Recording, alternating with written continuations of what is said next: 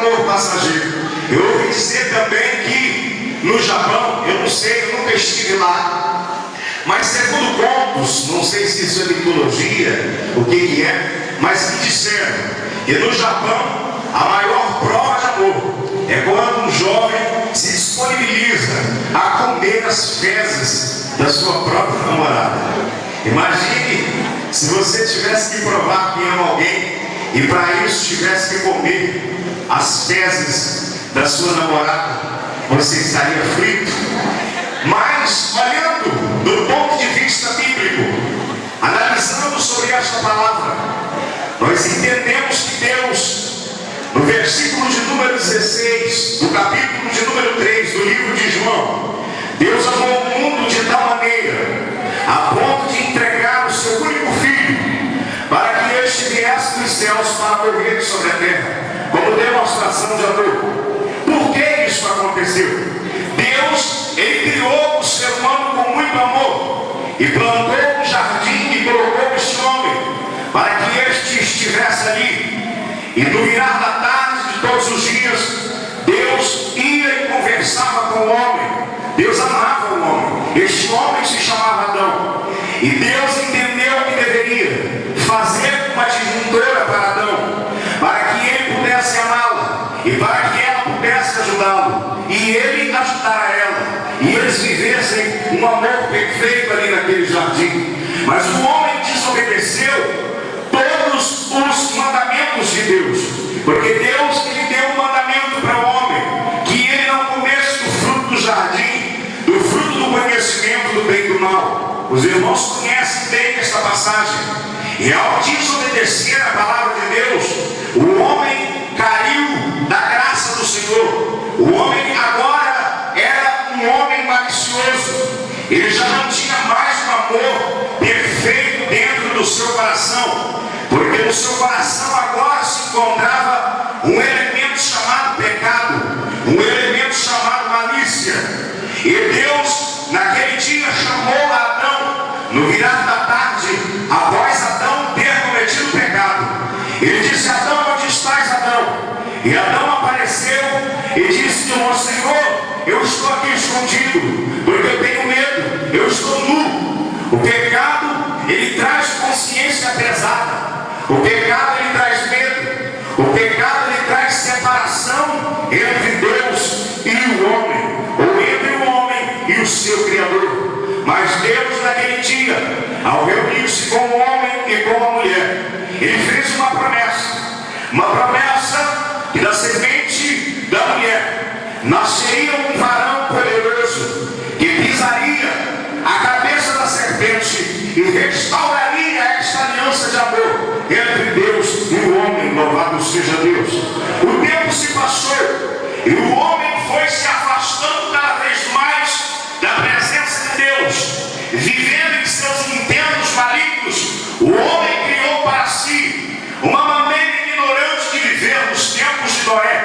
Entendemos pela Bíblia Sagrada que havia uma corrupção generalizada nos dias de Noé, pois o homem vivia para festas, o homem vivia para casar e dar-se em casamento, e estava separado de Deus.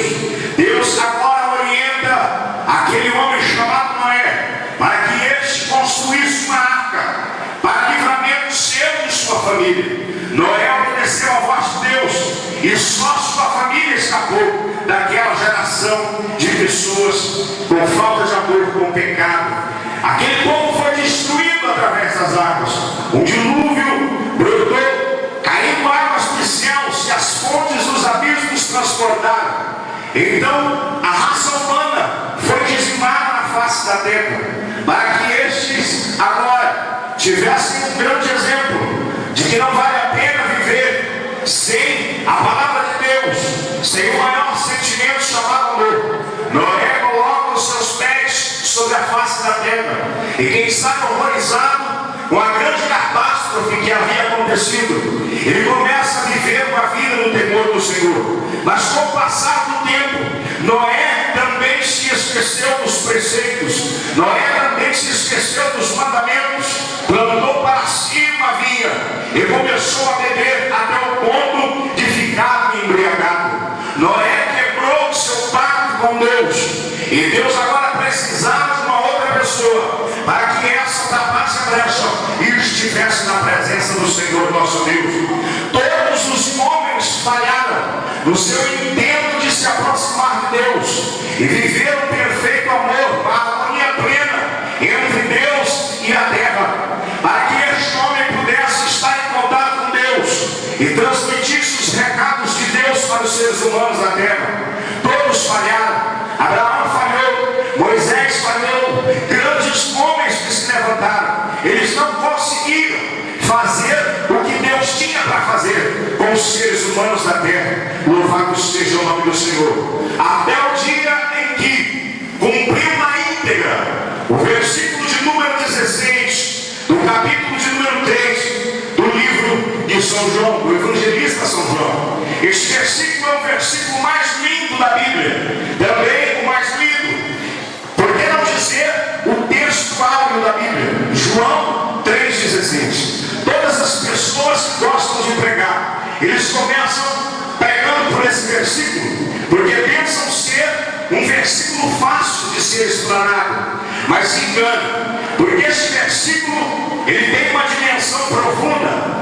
Esse versículo ele tem uma vastidão tremenda. Se eu ficasse nesta noite tentando explicar para você a profundidade e a largura deste amor, eu tenho certeza que as minhas palavras não seriam suficientes para lhe fazer entender. Porque Deus amou o mundo de uma maneira tão tremenda, a ponto de entregar o seu próprio Filho, para que esse fosse morto pelas mãos de pecadores.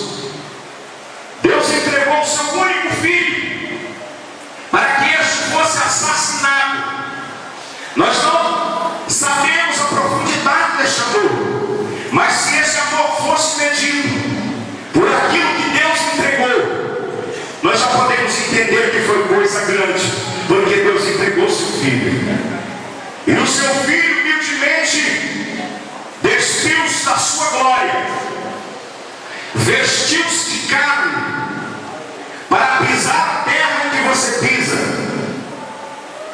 Aquele que era a luz das nações, agora estava aconchegado à placenta de uma camponesa do interior da Judéia. Louvado seja o nome do Senhor. Aquele que não tinha princípio de dias e nem fim, agora tinha que aguardar 9 meses de gestação para que pudesse ser amamentado por uma mulher natural. Louvado seja o nome do Senhor. Aí eu abro um parênteses e começo a imaginar no nascimento de Jesus, quando José saiu para procurar um lugar para que a sua esposa tivesse o seu filho com tranquilidade, e não o encontra.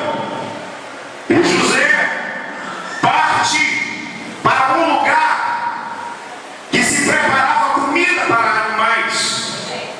O Senhor dos Senhores humilhou-se a si mesmo, a ponto de nascer em um coxo, aonde se coloca a comida para animais, deitado sobre o feno destinado para uma vaca. Como prova de amor, foi que Jesus fez todas estas coisas. E quando ele nasceu, Maria, quem sabe um tanto quanto confusa, não sabia se lhe dava louvor ou se lhe dava leite. Louvado seja o nome do Senhor. Lhe deu as duas coisas: louvor, leite e amor. Porque o elo que separava o homem de Deus estava quebrado, e agora seria restaurado pelas mãos deste menino que acabava de nascer. Louvado seja o nome do Senhor para sempre. Jesus